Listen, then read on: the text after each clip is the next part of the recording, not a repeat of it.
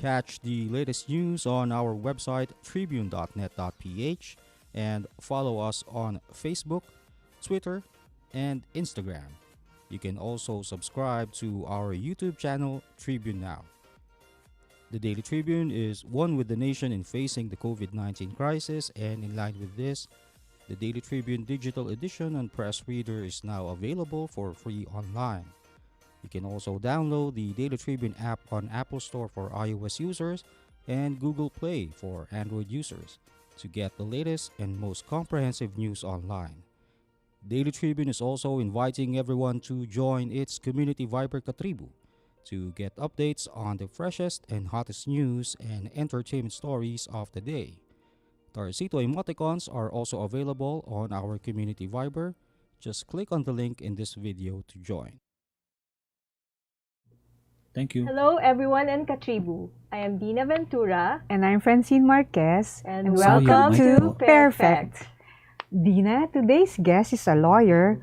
He's actually licensed to practice in the state of California. Wow. But then I guess his heart is really in public service. That's why he has held a lot of positions, especially at the Department of Education. But his latest post is quite a mouthful.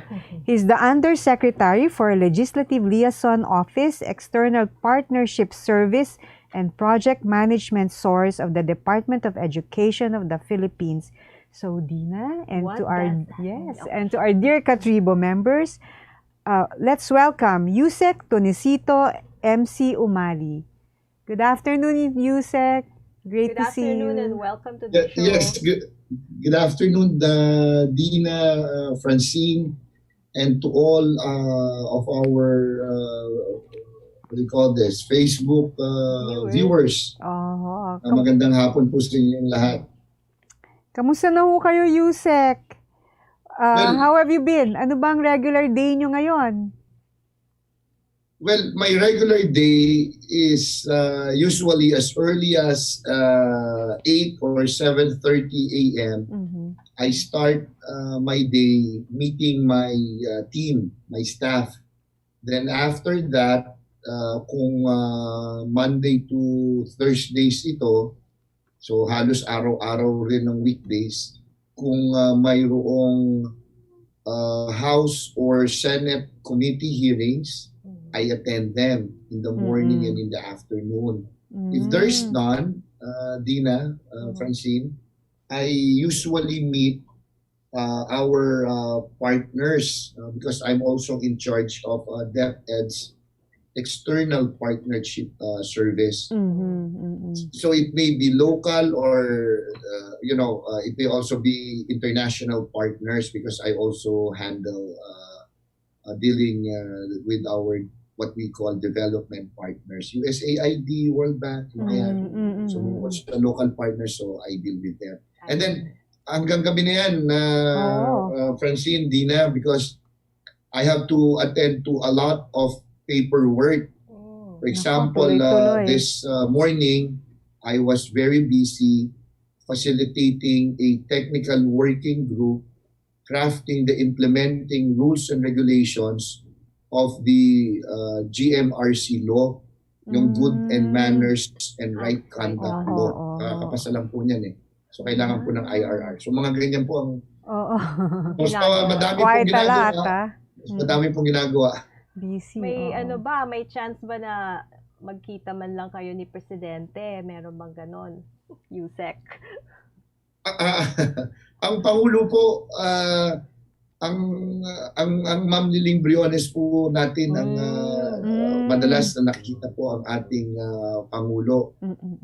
Ngunit sa bahagi po ng aming mga grupo ng Undersecretaries and Assistant Secretaries, pag naisama lamang po ng aming Ma'am Liling Briones, yun lamang po yung pagkakataon na makikita po natin. So, I guess let's talk about the start of classes, di ba? It's on everyone's minds pa rin. The date for the start of classes has been moved back and forth or moved so much from August 24 to October 5. So why that change, and are we really ready for October 5?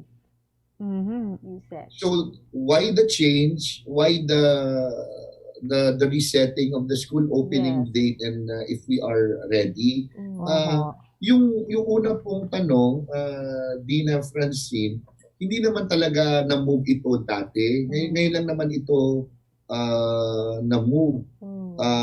Dahil ang nakalagay po sa Republic Act 7797 is that the start of the school opening can happen any day in the month of June or any day in the month of August. So we complied with that because of the unique situation we are in. Unique because it's the first time that we are not going to do the face-to-face learning modality, meaning our children will not go to school physically, go to their classrooms physically, and do their learning. This is the first time that this will happen in the history of the Philippines as a nation. No face-to-face learning will happen when we start our school opening. We set our school opening date on August 24.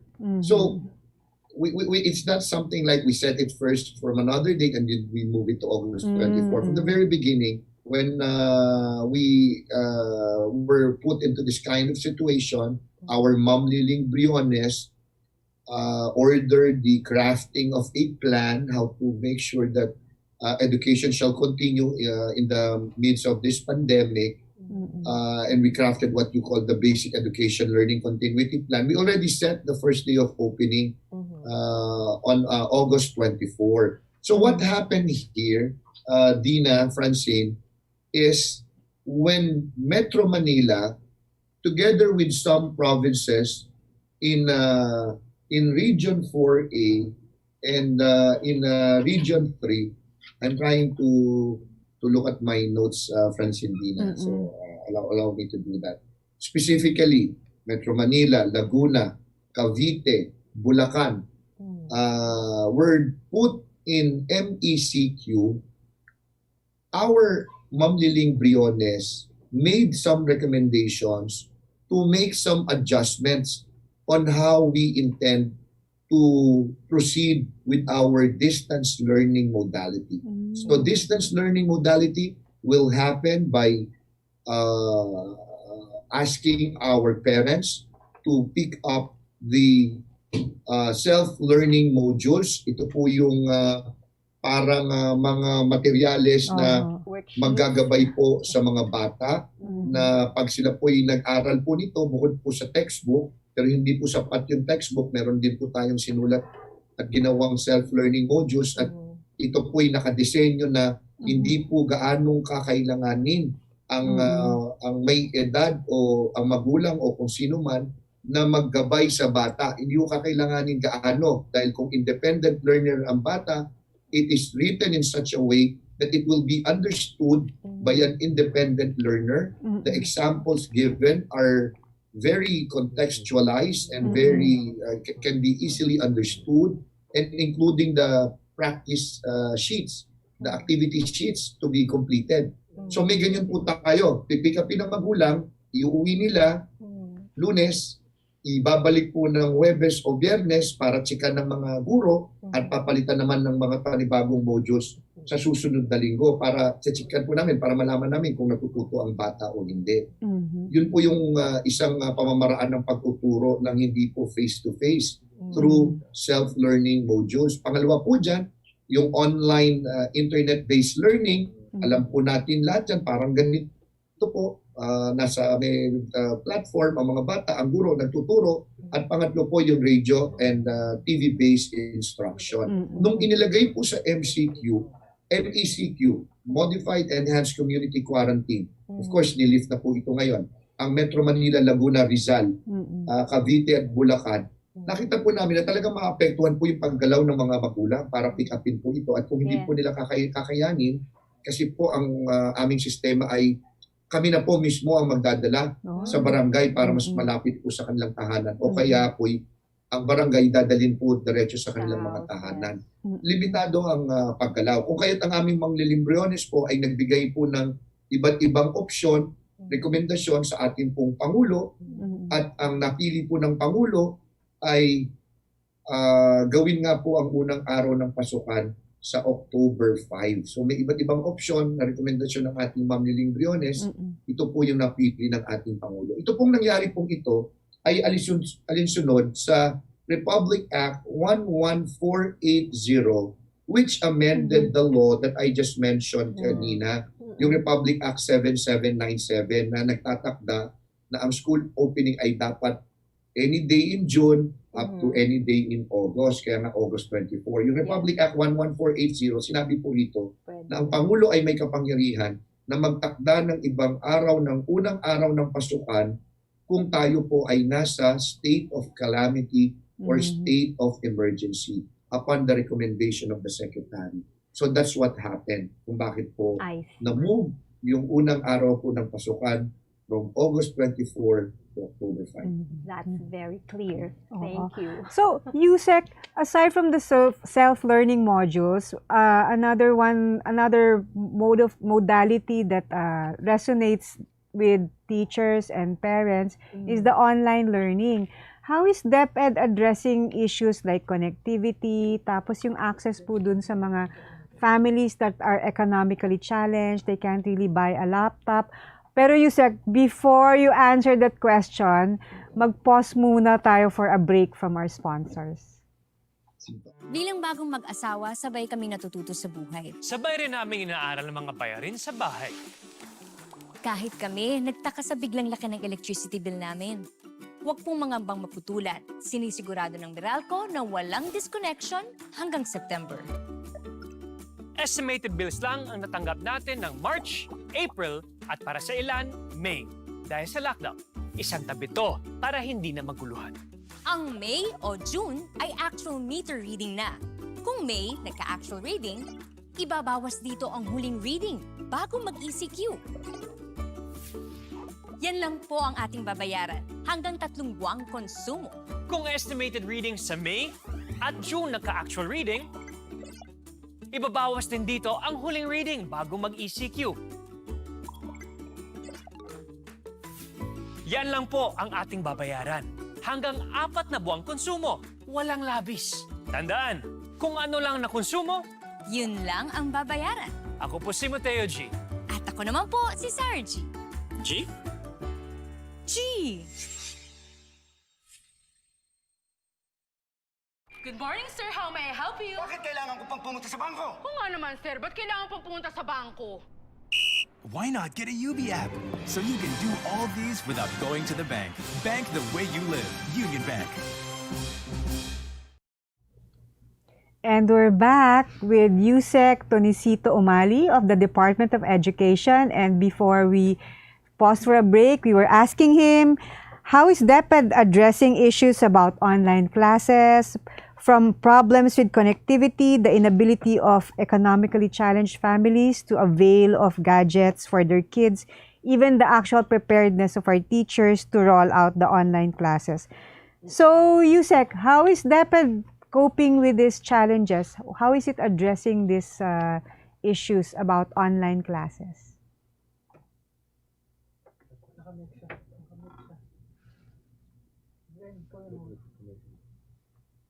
USEC?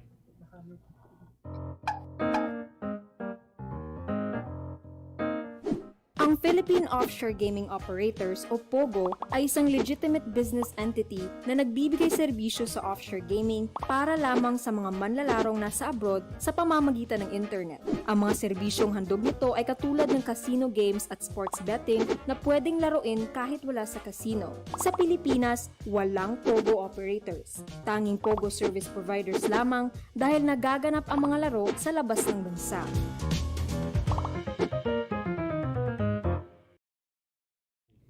Sige. And we're back with USEC Tonisito Umali of the Department of Education. And before we had our break, we were asking him, how is DepEd addressing issues about online classes? So, USEC? Okay, so when we did our June enrollment registration of all our learners campaign, together with the enrollment forms that our parents or our learners completed, were survey forms designed to know the situation our learners are in. So may mga tanong po doon na mayroon po ba kayong gadget? Meron po ba kayong access sa laptop? Or meron po ba kayong smartphone na pwede pong gamitin kung gusto po natin magkaroon ng online or internet-based learning? Meron po ba tayong mga pwedeng maggabay? Si mami at si daddy ba ay may oras na maibibigay para matutukan at magabayan ng inyong pag-aaral? Kung meron man tayong gadget, kamusta naman ba ang ating internet connectivity? So there are questions like that we ask our learners. And from there, we base the type of distance learning modality that will be applicable to the learners na nagpatala po sa atin nitong nakaraang Hunyo hanggang Hulyo at patuloy pa po ito hanggang sa ngayon. Sa makatuwid, yung ating pong learning delivery, distance learning delivery modality ay nakabase dito po sa mga impormasyon na nakalap po natin na ito. Halimbawa, dito po sa lungsod ng Quezon, ang Lagro High School. Mula po dun sa pagkalap nila ng mga listahan ng kanilang enrollees, nakita po nila ang nagbigay ng pahayag na okay po yung online or internet-based learning sa kanila. Pinagsama-sama po sila ng kanilang punong guro o guro sa isang section at mayroon po silang ginagamit na learning management system or platform tulad po halimbawa ng ginagamit natin ngayon, ang Zoom, Microsoft Teams, para meron pong pag-aaral synchronous, yun po yung tawag nila, sabay-sabay, may interaction na nangyayari sa pagitan po ng guro at ng mga mag-aaral. Kung hindi man, tinatanong din namin kung kamusta yung kanilang connectivity, kung may gadget sila, pinipre-upload po namin kasi pwede rin naman i-upload na lamang dun yung materyales at dun i-access ng bata. O kaya kung kailan siya magkakaroon ng connection sa internet, they could access YouTube or our Facebook page, ay pwede rin nila. So asynchronous, hindi siya kasabay ng ibang o hindi live yung interaction na nangyayari o pag-aaral na ito. Mula po dito nga sa impormasyon na ito, doon po namin pinagdidesisyonan kung ano po ang aming gagawin. Sa pakikipag-ugnayan din po sa ating mga pamahalaang lokal, many local government units sa Makati, Manila, Valenzuela City, Caloocan, also Quezon City, have allocated funds to purchase gadgets for our learners and some also for our teachers. That's how we are trying to handle this challenge of providing gadgets not only to our teachers but also to our learners. But again, if these are not applicable to them, we still have the self-learning modules or the radio or TV-based instruction. So we tap our own funds, and I would like to really emphasize that the present budget of the Department of Education may not be enough because when the budget of DepEd was passed last year, 2020 budget, the things that we are talking about right now, the items that we are going to need to efficiently and effectively implement this online-based learning that you have mentioned, if you may, are not factored in because we never thought that we are going to put in this kind of pandemic or COVID-19 situation. Wala naman po nakaisip. And the Constitution provides that when we use public funds, there should be a law authorizing the use of such funds. So kung wala pong item na nakalagay sa budget, hindi po talaga pwedeng gamitin. Ang ating pong kagawaran ng edukasyon naman po ay mayroon din pong pwedeng gawin kahit papano to realign, but not all items can be realigned. So there are existing laws, rules on realignment of funds. So we do that to address yung challenge po na sinabi po ninyo. So again, we tap our local government units partner if they could use the special education fund or the regular fund We also tap our private partners. We have several private partners donating gadgets, providing mechanism or gadgets for our children or our teachers to have internet connectivity. We also have development partners. There's this one development partner na nangako po na mamimigay po ng radio naman. If not World Bank, I think it's ADB, Asia Development Bank. So may mga ganyan po tayong intervention na nakukuha mula po sa pribadong sektor at pati na rin po sa ibang ahensya po ng ating pamahalaan. So that's how we are managing the challenge that you asked, Miss Dinah and Miss Francine. So, USEC, how much is the government allocating for the rolling out this particular modality po? Let's talk about modular right now kasi yun po yung gusto nating i-focus. Wala naman po kaming sa ngayong ina-allocate na additional funds to purchase gadgets to be given to our learners dahil kinukuha nga po natin yan sa pamahalaang lokal. At sa ngayon po ay wala naman po tayong ginagamit pang pondo ng budget ng DepEd para po bumili ng TV o ng radyo na ibibigay sa mga bata. So lahat pagpapalimbag o papaimprentahan ng self-learning modules na akin pong nabanggit, more or less 10 billion po ang na-realign at yung mga budget na napaggamitan po na nakuha po ng DepEd sa kasalukuyang budget po ng ating kagawaran. So you could divide that by 220 schools division, though it is not done in that manner, but more or less for you to have an idea, it is actually done based on the enrollment numbers, number of enrollees per schools division. Schools division means yan po yung aming opisina na pinakamataas na level ng opisina ng kagawaran ng edukasyon sa lungsod, o kaya po sa lalawigan. So it's province or citywide. So we have 220 of them. Doon po binaba yung budget na nabanggit ko po na 10 billion. So, USEC, what will you do about, sabi mo, the budget might not be enough. So, does that mean that you have to come up with a new law again to augment whatever you may need? There are efforts to that effect po, but let's see what will happen.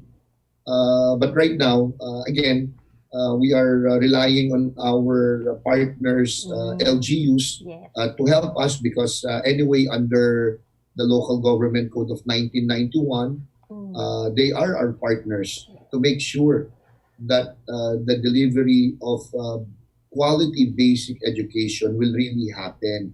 May ganun din pong mandato naman. Bagaman, we say that it is not a delegated or devolved function of the central government. The central government still has that primary mandate to provide quality basic education to our students. Still, under the general welfare clause, and there are some provisions under Section 16 or Section 17 of Republic Act 7160, you also have there the Section 272 of, again, the Local Government Code of 1991 talking about the Special Education Fund, where we could tap resources to help us fund what we need to implement this various distance learning modalities. And again, we are also tapping our private partners in international development partners as well.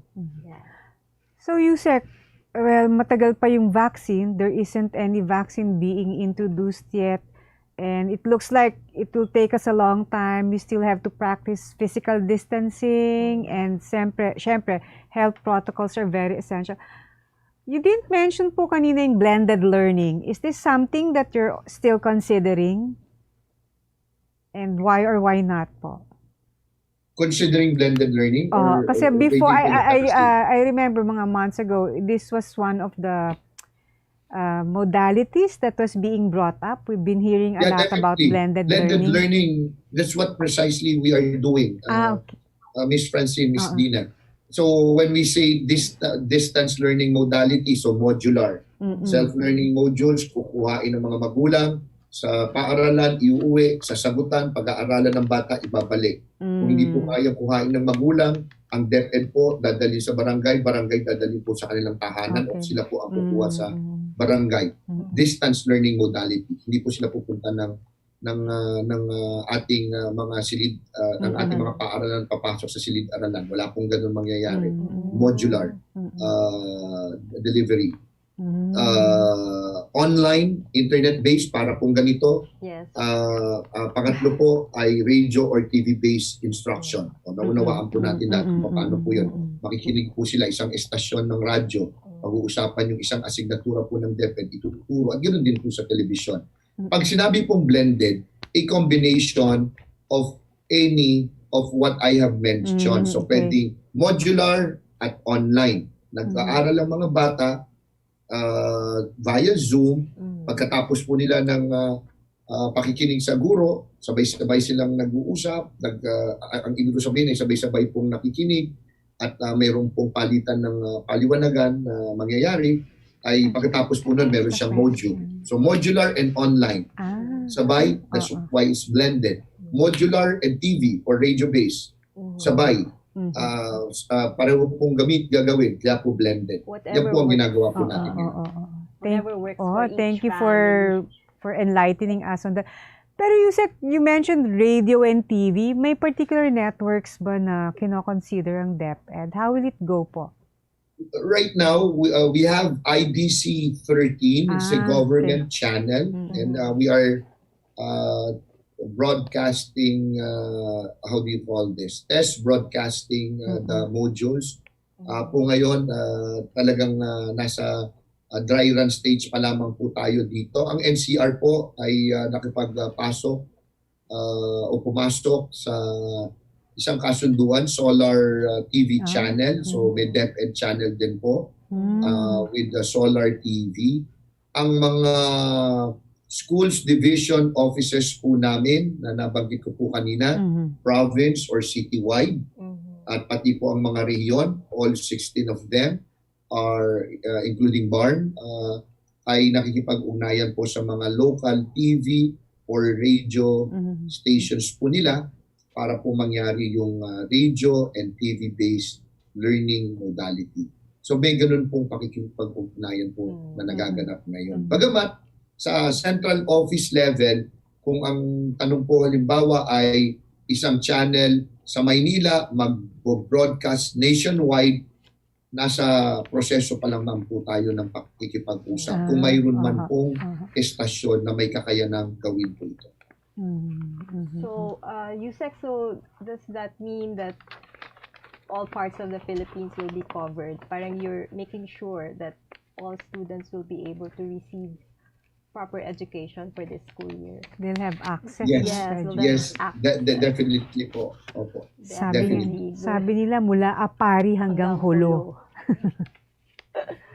So, USEC, another thing that the pandemic brought about was the loss of jobs among so many people, not just parents, but also teachers. How has the department addressed this concern about loss of jobs in the school system? Yung usapin po ng displacement of our teachers, yan po talaga'y damang-dama sa mga pampribadong paaralang po natin. Dahil nga po may malaking pagbaba. Kung inyo po ipapahintulot, I would like to share that as of August 19 at 8 o'clock a.m. this morning, mayroon na po tayong 21.72 million enrollees sa public school system po natin. And that's 96.25%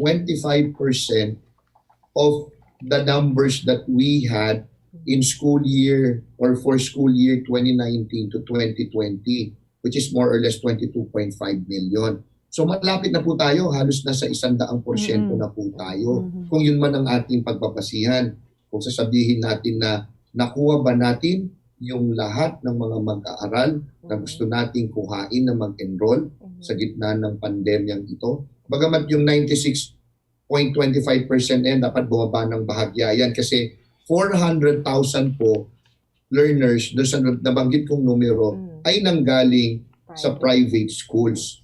Lumipat po sa public school. Sa private schools po, 1.72 million, yan po ay katumbas ng humigit kumulang 41% nung dami ng mga mag-aaral na pumasok sa pampribadong paaralang sistema po na mayroon tayo. So wala pa pong kalahati. So when you talk about decreased number of enrollees for our private schools, naturally there will be lesser students paying their tuition, lesser income or capability on the part of the private school to sustain their operations, specifically to pay the salaries of their private school teachers, and they are forced to lay off some of their teaching or even non-teaching personnel. Yan po yung maaring tinutukoy nyo po na pagkawala po ng trabaho.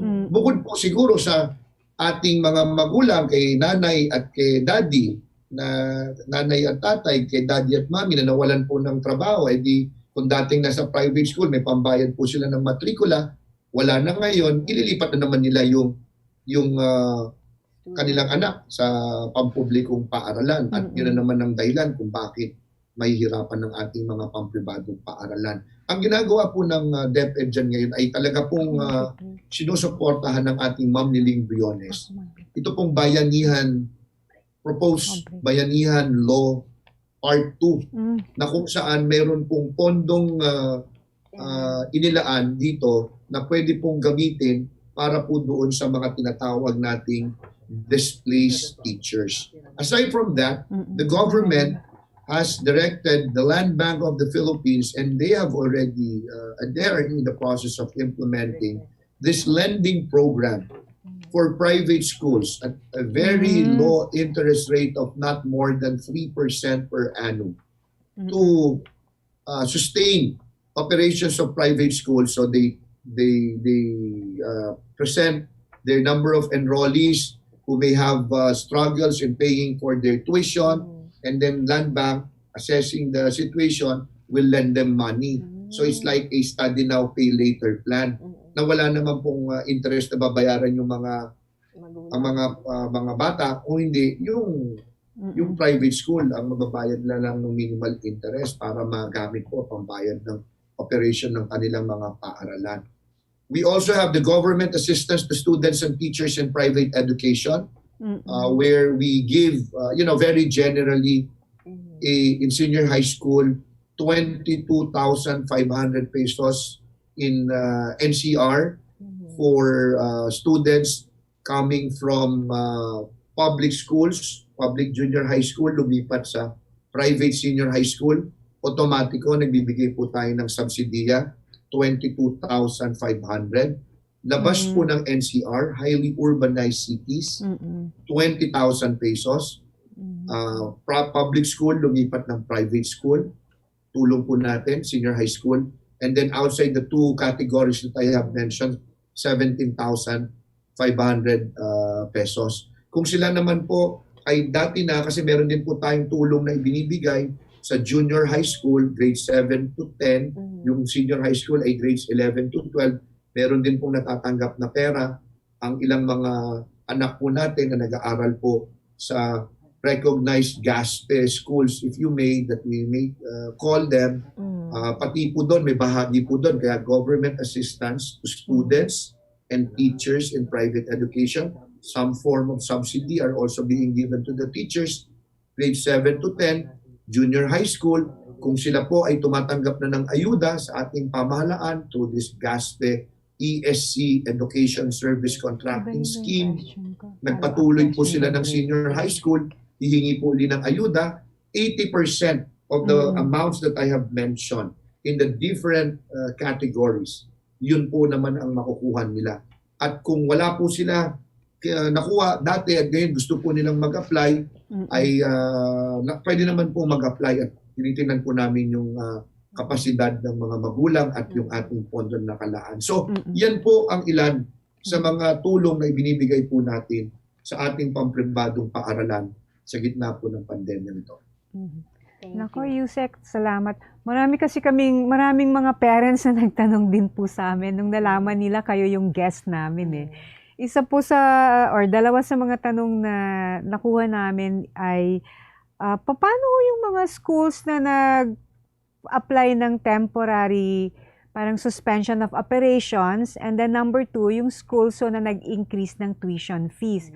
Pero bago po nyo yan sagutin, we'll pause for a break muna.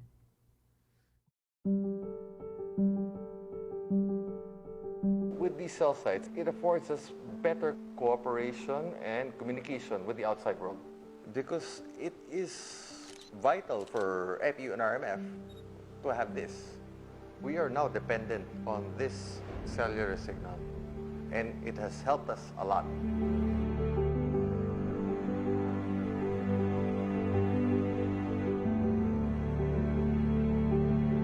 Connectivity is not a problem because we allowed these cell sites to prevail and to be on our roof deck and our helipad.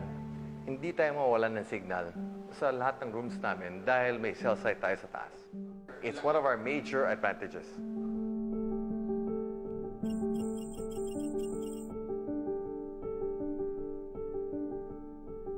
I think that's the greatest decision that I was a part of, because if not, we would probably be in a worse case right now.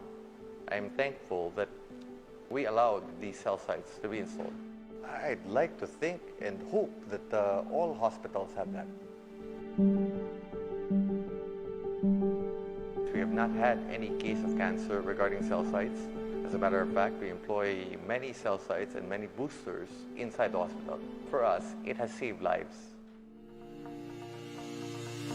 I think with this new normal, we have realized that we are more dependent on this technology.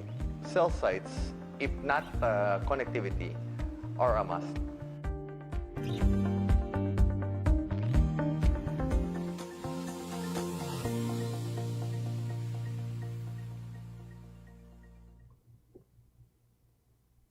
And we're back. This is PairFect. I'm with Dinah Ventura. I'm Francine Marquez. And our guest today is USEC Tonisito Umali of the Department of Education.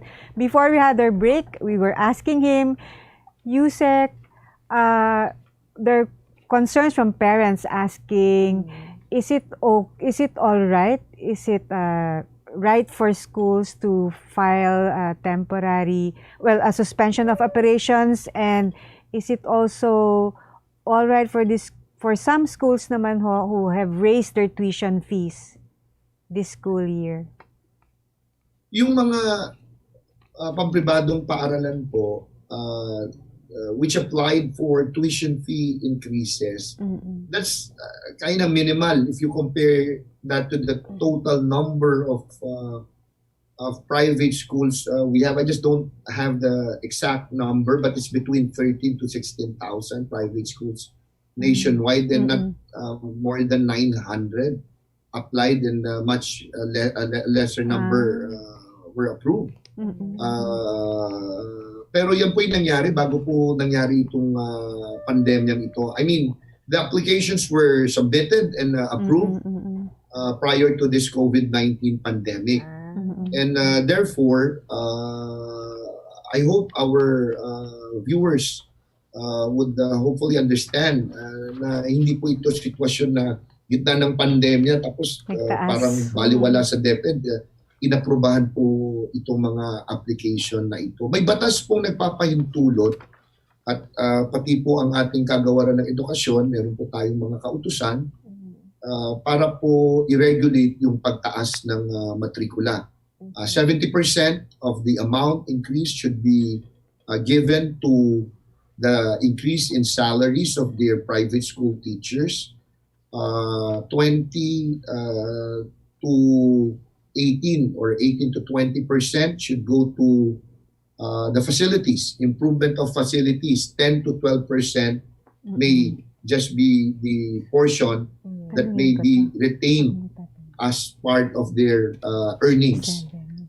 Dapat mangyari po ito, kailangan may konsultasyon sa mga magulang, and those requirements must be satisfied by the applicant before our regional directors approve this request for tuition fee increases. Pero alam nyo, Francine, Dinah, kaunti lang talaga at meron pang iba nagbaba ng kanilang matrikula kasi kulang na nga po yung kanilang enrollees eh. Talagang nangyayari na lamang po na hindi po sila magtataas at kung magtataas man ay bahagyang-bahagya naman. Pero ayoko pong i-justify yung kanila pong aplikasyon ng pagtataas. Ang nais ko lamang pong sabihin ay naaprubahan po lahat yan bago po nangyari po itong COVID-19. Nung lockdown po kasi, USEC, may mga schools na nagsara or nag-file siguro ng suspension of operations. Paano po yun? Yeah. You give me time to, under our present rules, if there's without COVID-19, kung meron po kayong permit or recognition, permit to operate is good for 1 year. Pag nagsisimula pa lamang po ang paaralan, permit po ang tawag na ibinibigay po namin para mapahintulutan po silang magkaroon ng operasyon. So, permit, good for 1 year, recognition for like so many number of years. Talaga matagal po yan. I'll double check kung gaano po katagal to. Grabe, no? Francine, Dinah, no, dati nasa daliri ko lamang ito. Biro mo ngayon na nakaligtaan ko na sa sobrang pagod na rin siguro ito.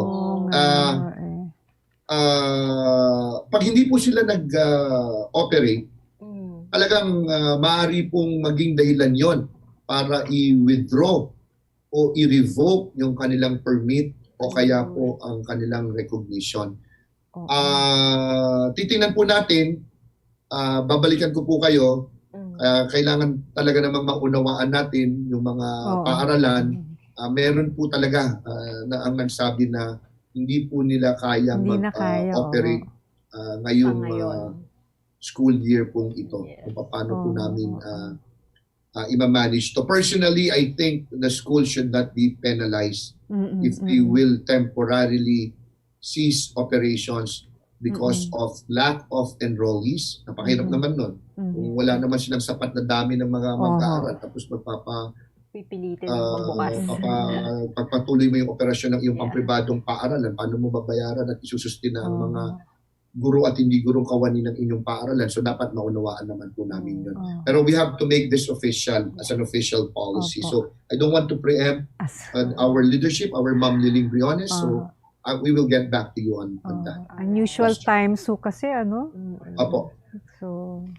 So I'd like to ask, yung October 5 school opening, USEC, is that applicable to all schools, private and public? Apo. So tulad po ng nabanggit ko po kanina, nangyari po ito dahil nga po doon sa Republic Act 11480, dahil meron po tayong state of calamity right now or state of emergency na ipinroklama ang ating Pangulo. At ginamit niya po yung kanyang kapangyarihan dito pagkatapos po na magrekomenda ang ating kalihim Leonor Briones na itakda ng October 5. Ang pangpribadong paaralan at yung mga tinatawag po nating non-DepEd managed schools. Ano po ito? So bukod sa pangpribadong paaralan, international schools. Ano pa po? Mga basic education schools na nakakabit sa ating state universities and colleges. Pag sinabing basic education schools, kinder to grade 12 po lamang. Kinder hanggang high school po lamang na bahagi ng state universities and colleges natin. Universidad ng Pilipinas, meron po silang basic education levels na pinapatupad po. Ang tawag po nila UP-IS, UP Integrated School. Ang Polytechnic University of the Philippines, meron din pong high school yan. At iba pa pong mga local colleges and universities. So yan, kasabay pa po ang Philippine Science High School System. Dahil ito pong mga paaralan na ito, ang Philippine Science High School, ay pinapatakbo ng ating Department of Science and Technology. So bagamat They are called non-DepEd managed schools. We have the power to regulate and supervise them. Let there be no mistake about that. Ang tinutukoy lamang po natin ay hindi yung ating pinapatakbo katulad ng pampublikong paaralan. Pwede po silang magpatuloy ng kanilang klase, lalo na kung nagsimula na po ang kanilang school year, yung kanilang school opening ay nangyari na, o kaya po'y mangyayari. Palagay po nila dahil handa po sila bago mag-5 ng Oktubre. Pwede rin po yan. Basta lamang purely distance learning modality, ang sabi po ng ating Ma'am Liling Briones. Ang gagawin po nila at wala pong face-to-face, walang physical na papasok ng mga mag-aaral sa ating mga paaralan. At sila po ay susunod sa ating DepEd Orders number 7 or DepEd Order numbers 7, 13, and 17. Yan po, nakalagay dyan yung aming mga requirements. Huwag pong mababahala ang mga DepEd private schools, DepEd non-managed schools dahil alam naman po nila na medyo niluwagan namin ito sa ngayon dahil po sa sitwasyon ng ating kinakaharap po ngayon. So sila po ay maaari pong magpatuloy ng mas maaga kaysa sa October 5. Private schools, international schools, and all other non-DepEd managed schools. Thank you for clarifying those points, Undersecretary. And we're about to wrap up the show. So for our last question, I'd like to ask that from all the challenges your department has gone through, and for all the opinions and criticisms that has been hurled on you and the department, what are your biggest takeaways on Philippine education in the midst of this pandemic? Siguro po yung sinasabi po ng ating kalihim Leonor Liling Magtolis Briones na anumang hamon o sitwasyon ang ating kinakapalooban, ang kamalayan na dapat magpatuloy ang edukasyon, anuman ang hamon na ito, yan ang tamang kamalayan dapat na mayroon tayong lahat. Dahil ang kabaliktaran naman po nito ay hindi na magpapatuloy ang edukasyon. Ang mga bata ay nanatili na lang sa kanilang mga tahanan ng walang ginagawa. Hindi po dapat maging opsyon ito.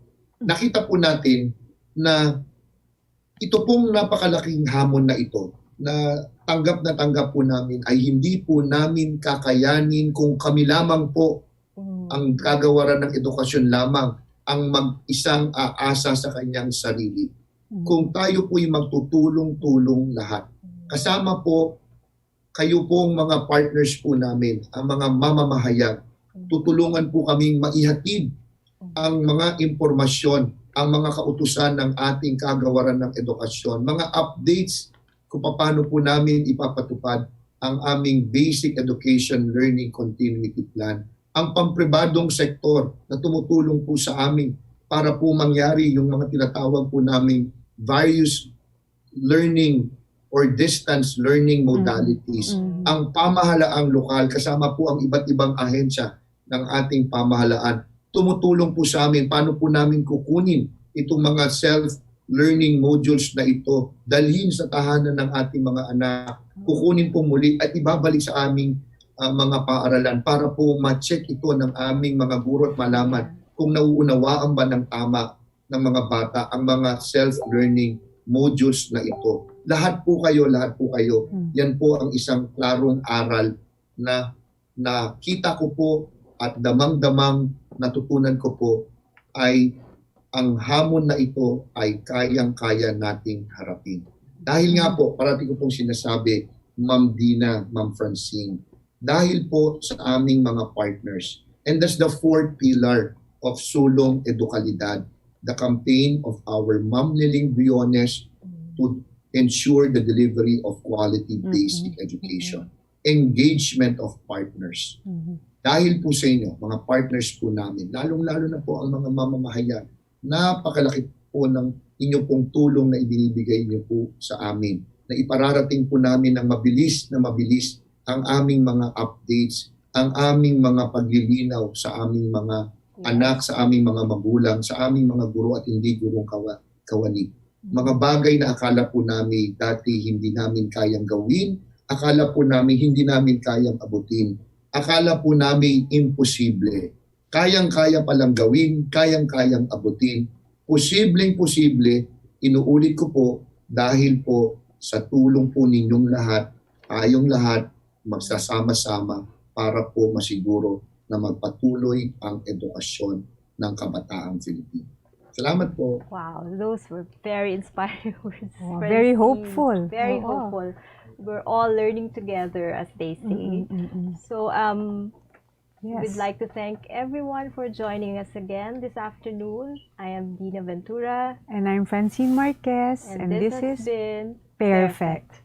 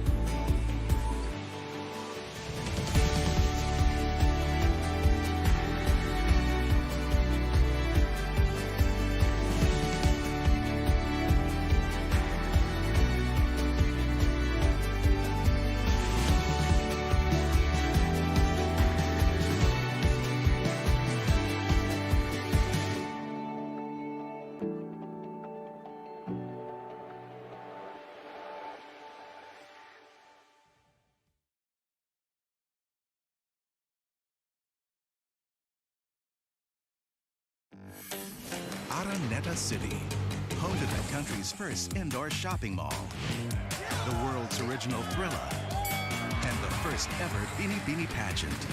Now a place for your first win, your first catch,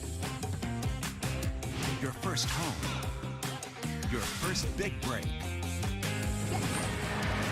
your first date, and even your first love. Araneta City, the city of firsts.